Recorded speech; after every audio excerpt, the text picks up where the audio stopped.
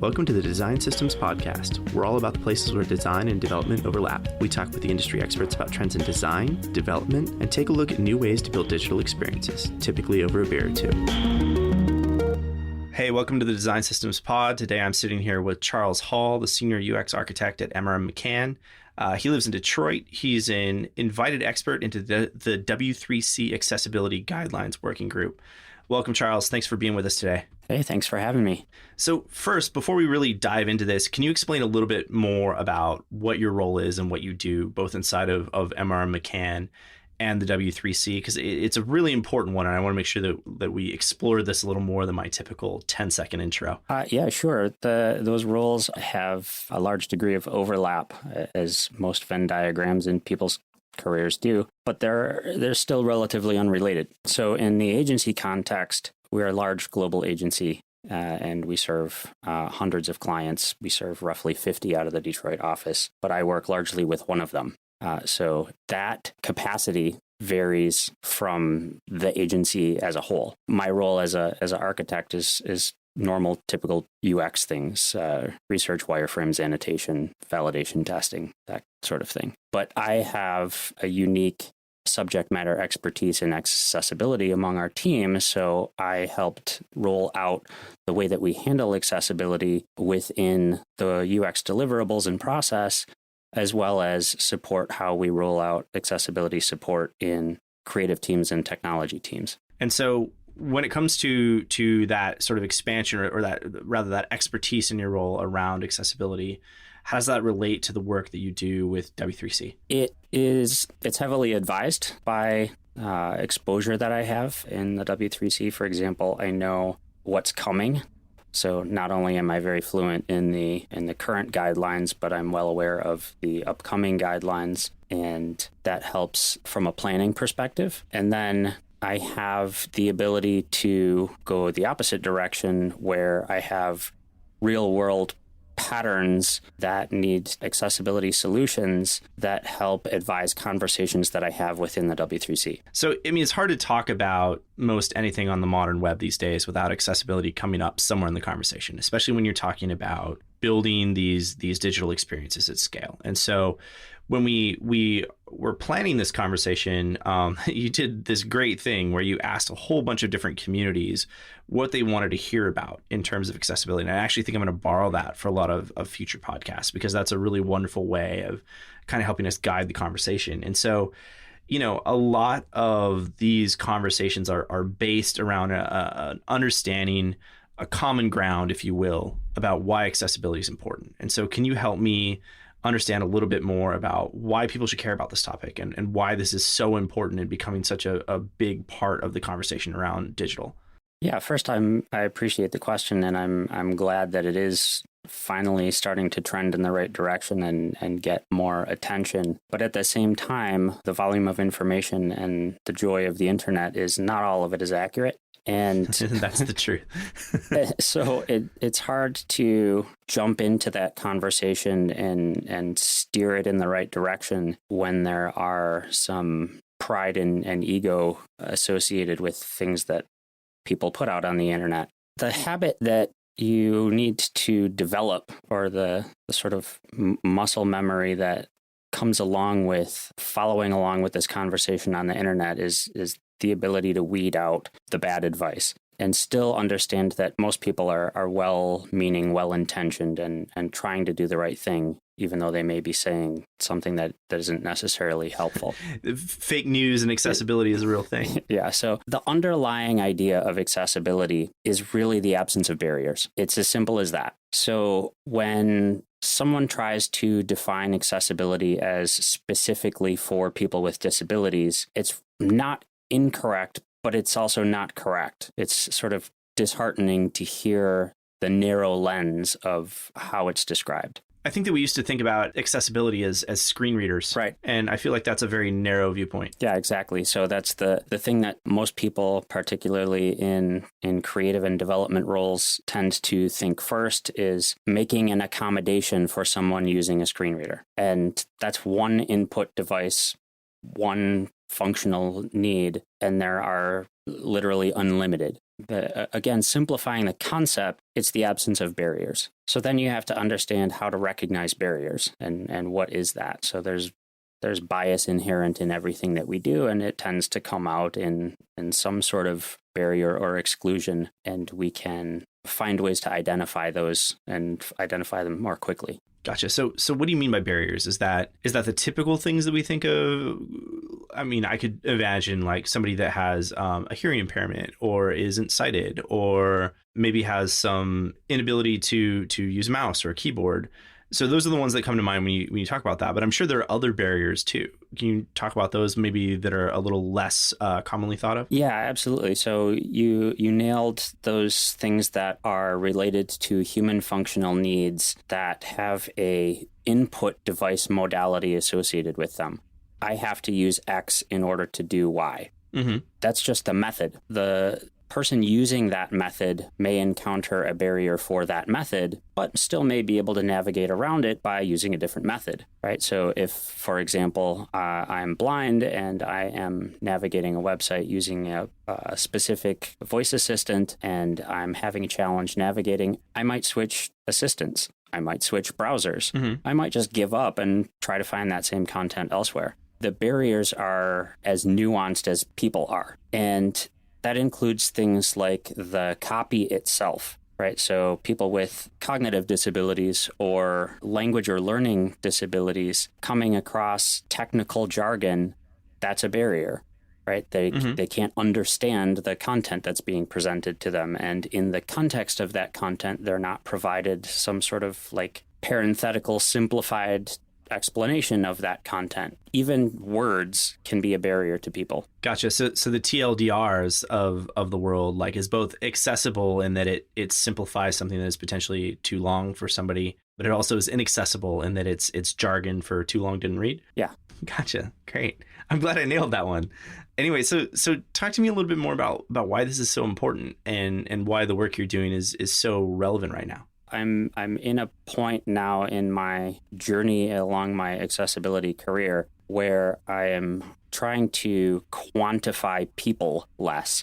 So I have a ton of statistics and I have most of them memorized, but I'm trying to utilize them less because numbers really put the wrong lens on something. But when people are first getting started with trying to understand what accessibility is and the scale and scope of it, sometimes those numbers help. So here's the sort of simple way to look at it. 1 out of 4 people have a disability, but 4 out of 4 people have an access need. Mm-hmm.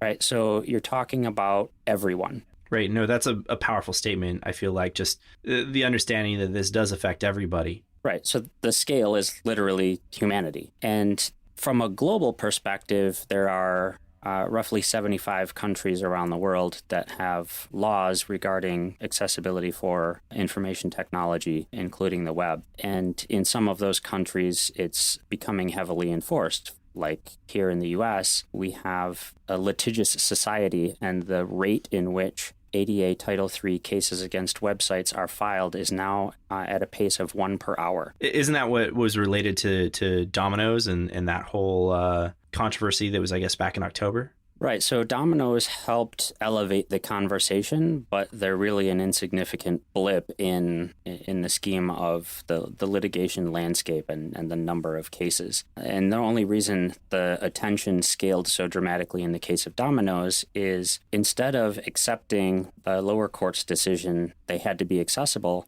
they decided to double down and continue trying to fight the suit and filed a writ with the Supreme Court. And there are a lot of articles out there about the Domino's case in the Supreme Court, and they all have somewhat accurate content and all very incorrect and misleading headlines.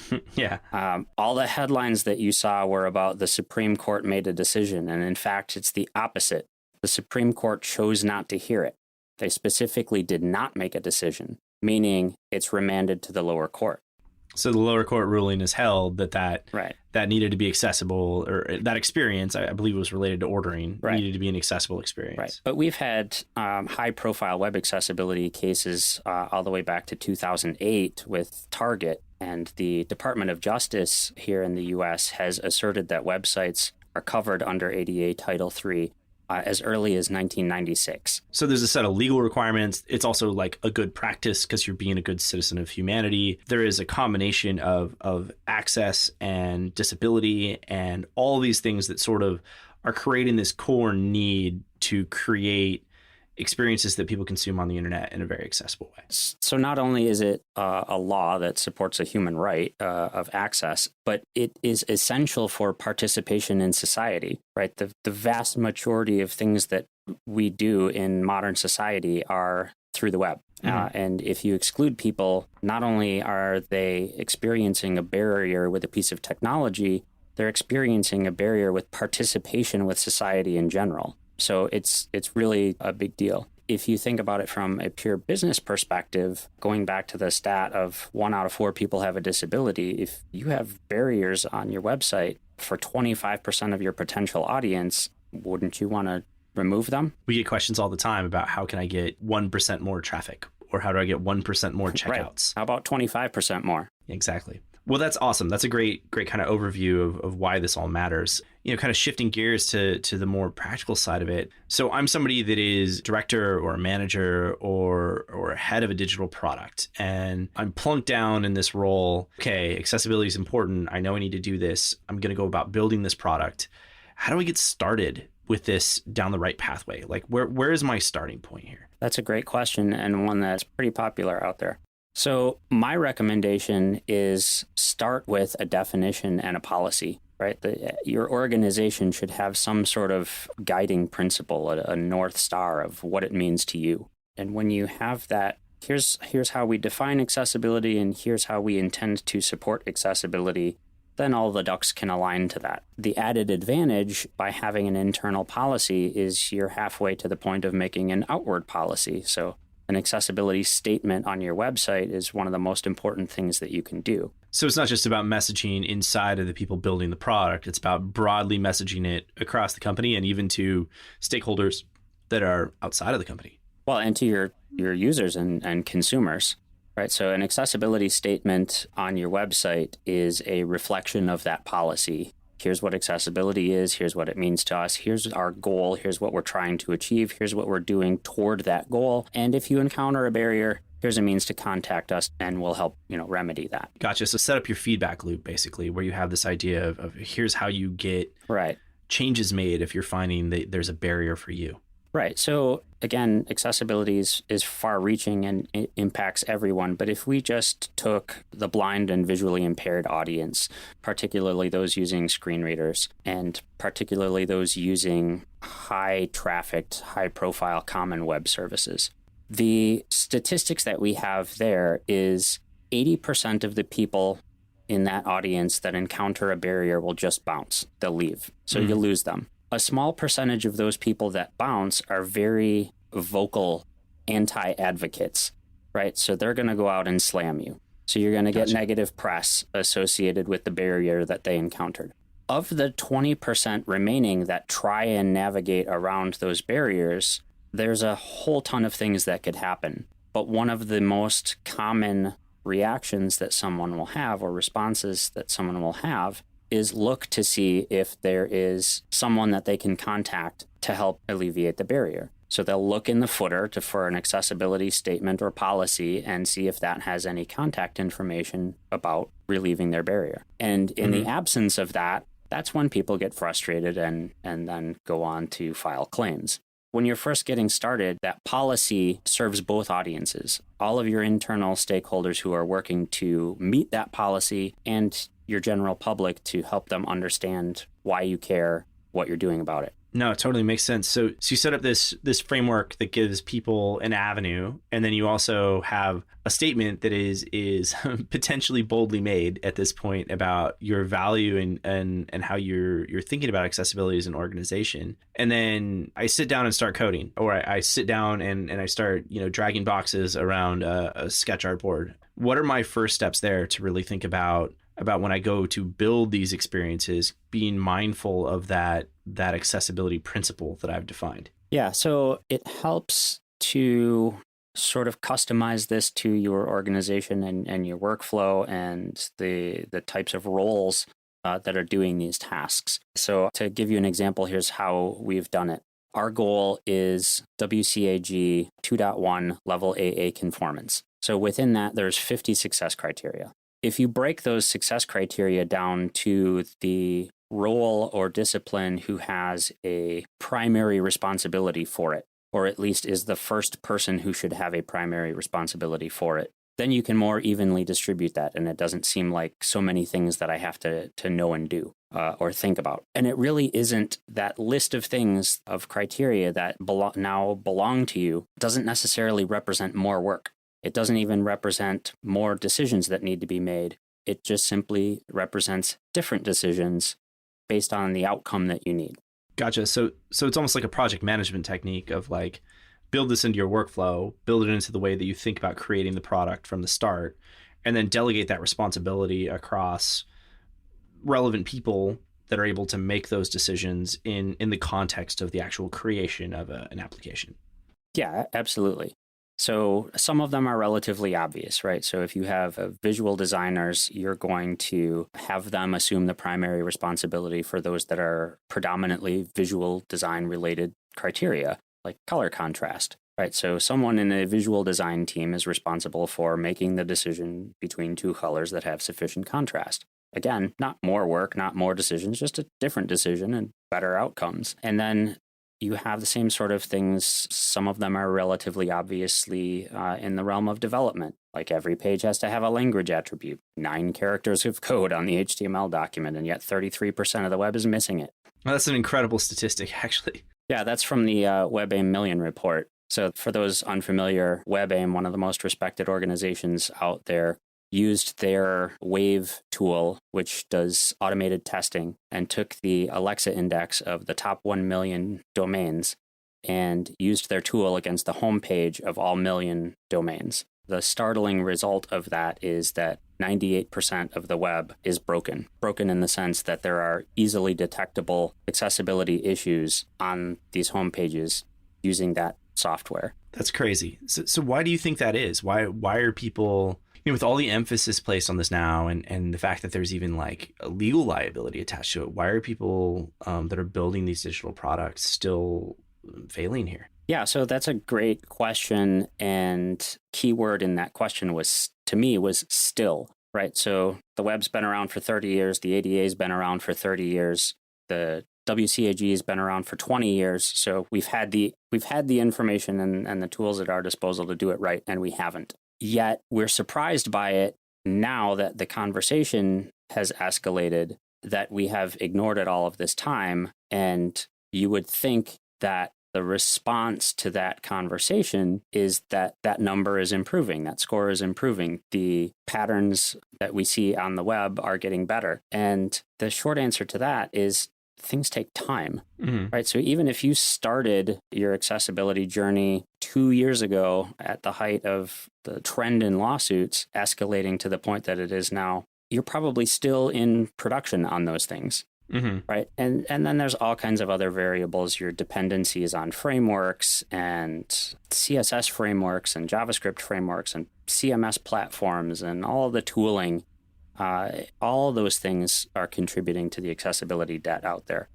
So the short answer is that this stuff takes time, and there's a lot of limitations sort of baked into the tools and the choices that we've made that we're still living with today. Absolutely. But the good news is, even though it takes time, accept that and approach solving the problem in a manner that is one thing at a time. We started to get to, how do I think about this in the aspect of teams and getting started?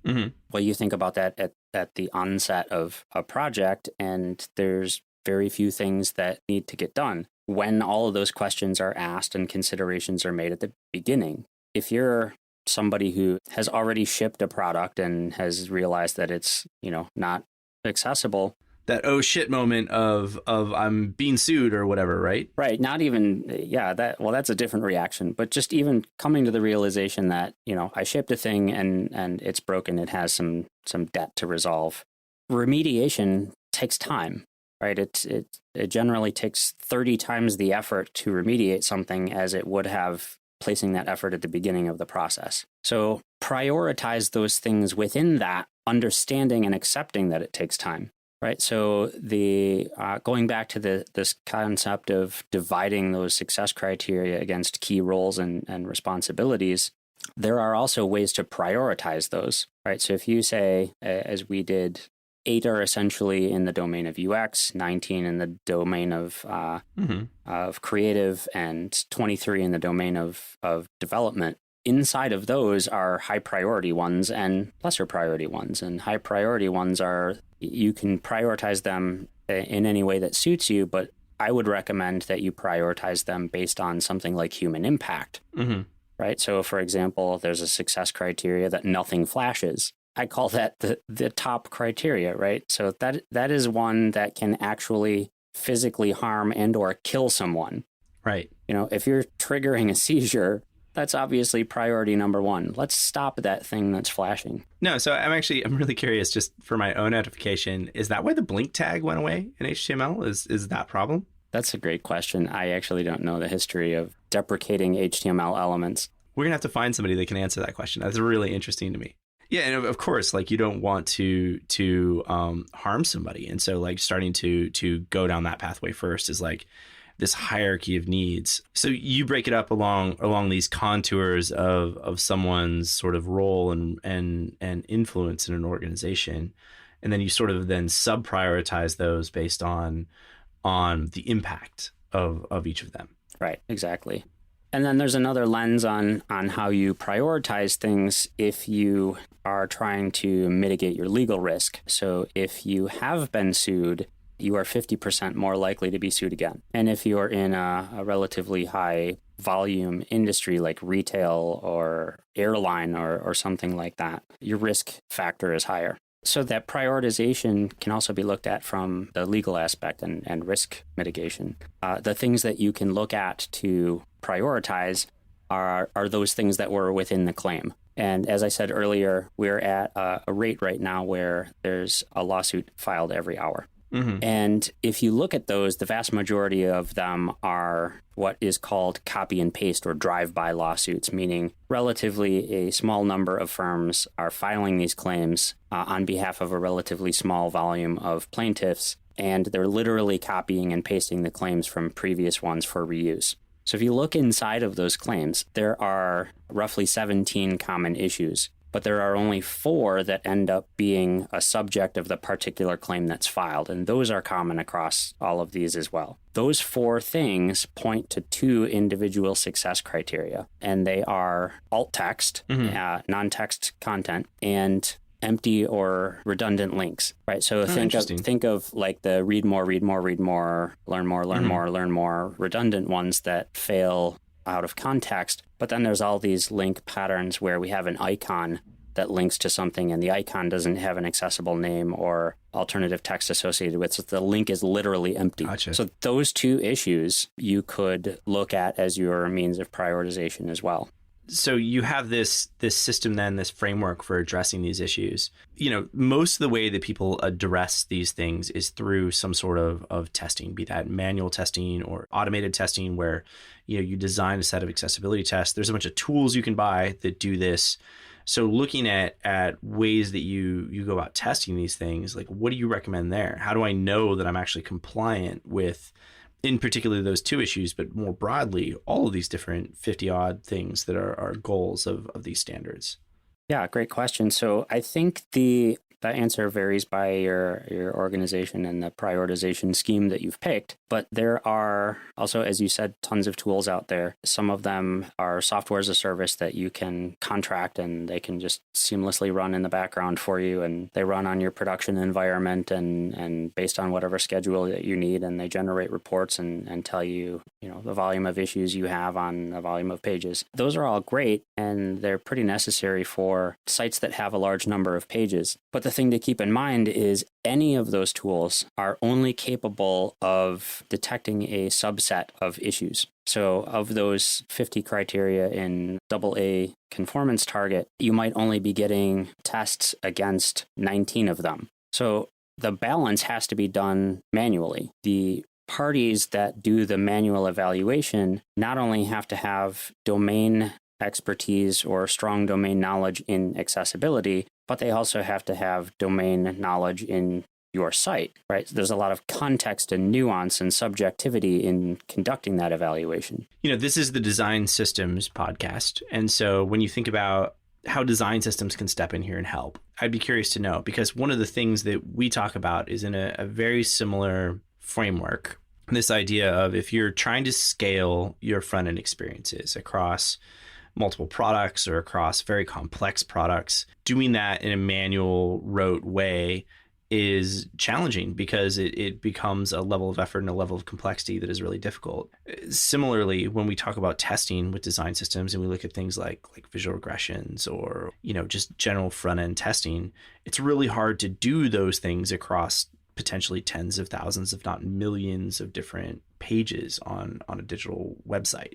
And so when we think about that for accessibility, leveraging the ability to test an abstraction, do you view that as a really valuable piece of the design system's impact on accessibility? There's a couple of things that should put people at ease who are in this position of trying to handle accessibility in the context of a design system and figure out the best way to evaluate and go through any remediation that comes out of that. Almost every design system on the planet, and rightfully so, is built in a very modular, component-driven way, right? So you have element-level components, you have organism-level components that have a bunch of elements together in various ways, and then you have some sort of template that puts components together in specific orders, and then you have page outputs of that, right? So if you look at the individual element level, the smallest level, and you make that accessible, that element is consumed by n number of other components in the system, right? So you're piece by piece making a very large and significant dent in ensuring accessible outcomes.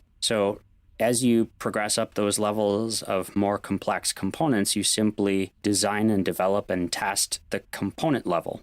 So it is possible to design and develop 100% conformant components. The challenge then in testing is, even though you have designed and developed it and tested it and it's conformant and it's solid, the system has to constrain the author's use of that component in a way that it can't be used to break other components, or it can't be filled with content that then breaks it, right? Gotcha. So there's the evaluation of the component itself, which is fairly easy, but then there's the evaluation of how the architecture allows that component to change. There has to be some sort of constraint and governance around how that component gets used, or then you reintroduce the risk of it no longer being accessible. Gotcha. So the component isn't inherently successful without those guardrails placed on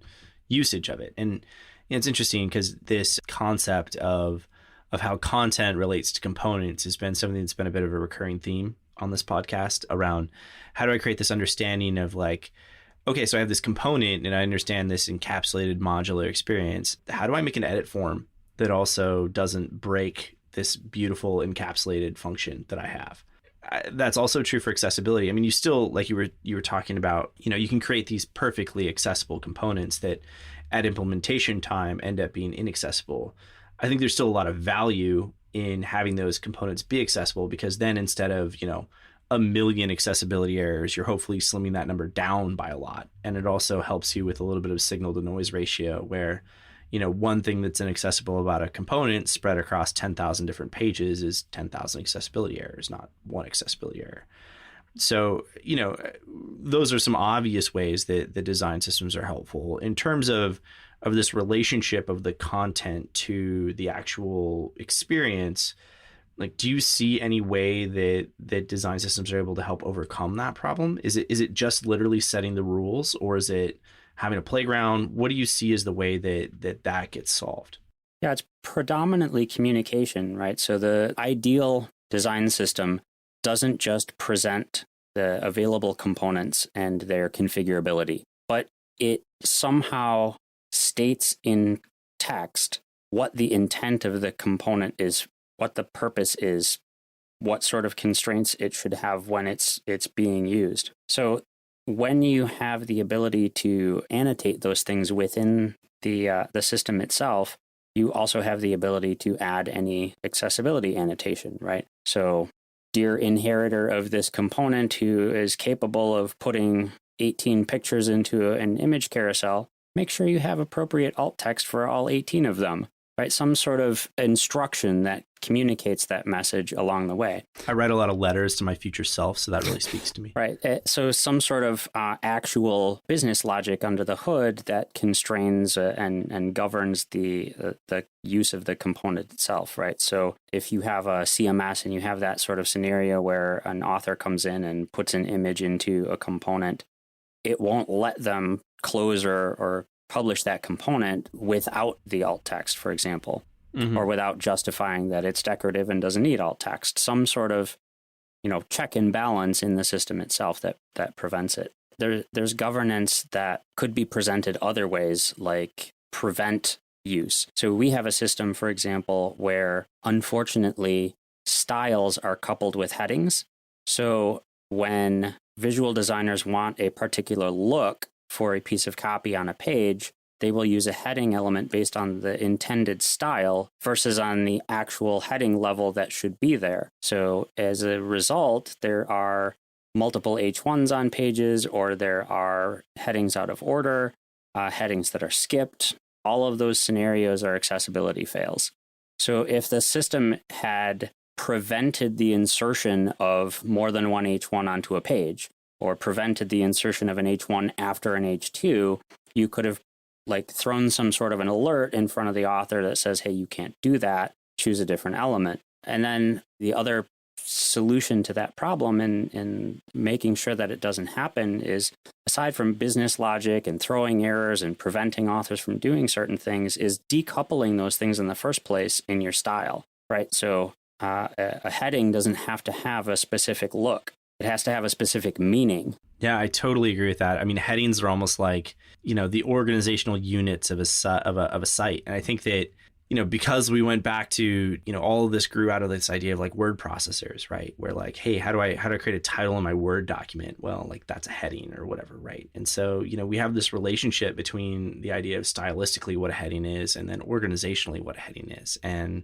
that was something that I didn't know, embarrassingly, until fairly recently, that not necessarily that you wanted to decouple styles from headings, but that you literally have to go in order, right? And H2 always follows an H1, then an H3, and then you also have to back out in the same order and not skip. That was something I had not realized until maybe about a year ago. Right. So a great way to think about that and to help inform less technical audiences that are involved in the design system is reiterating that HTML exists to describe its content. It does not exist to display its content. That's CSS. So those two things are automatically decoupled in having a language for each. Oh, I love that. That's a great distinction. What's next in this realm? What do you see as the future here? Where is this all headed towards? I think we have a tremendous responsibility to fix the broken web as an industry and as a society at large, right? We're actively excluding people, and that behavior has to change in a very profound way. And everyone comes to that realization and aha moment through different avenues and at different times. And as we've said a couple of times, it's relatively widely talked about in design and development communities already. So the word is out. WCAG is 20 years old. This isn't anything new. Mm-hmm. The behavior change that goes along with it has to include some degree of intolerance, and it has to include some degree of accountability. So if we simply say that we're not going to accept something that is not accessible and draw that line in the sand, then we have a mechanism to help us reinforce our own behavior. Similarly, by being accountable, we have an avenue to hold ourselves accountable, and we have an avenue to hold each other to account. So behavior changes there could be like, did I sufficiently describe that in my documentation? Did I annotate that, this element has to have the correct contrast in all of its states and not just its default state? Did I do the thing that is within my responsibility. But also, by holding each other to account, we have already the idea of like pair programming and peer reviews and systems of checks and balances where we present our work to each other. Those systems simply are behaviors that we need to adopt to include accessibility considerations.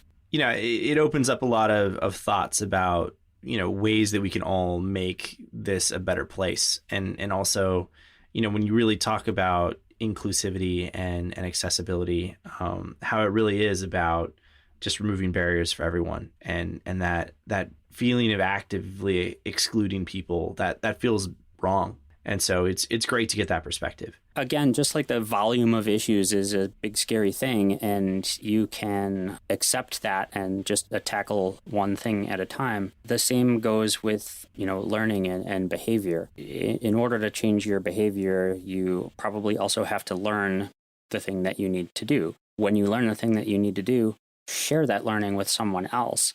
Right, so that there is this dramatic increase in institutional knowledge. The other thing that goes along with that is when you discover things are broken and you have to go through the remediation process, it sucks. And you don't want to do that again, right? So you learn along the way as you're fixing the thing how to prevent that same issue from occurring again in the future so you don't have to go through that remediation process. Right, remove some of your own pain. I just want to thank you for being here today. I really appreciate it. I know I learned a lot, and looking forward to talking to you again soon. All right. Thank you very much. That's all for today. We'd love to hear from you with questions, ideas for new episodes, beer recommendations, or comments. You can find us on Twitter @TheDSPod. Cheers, and thanks for listening to the Design Systems Podcast.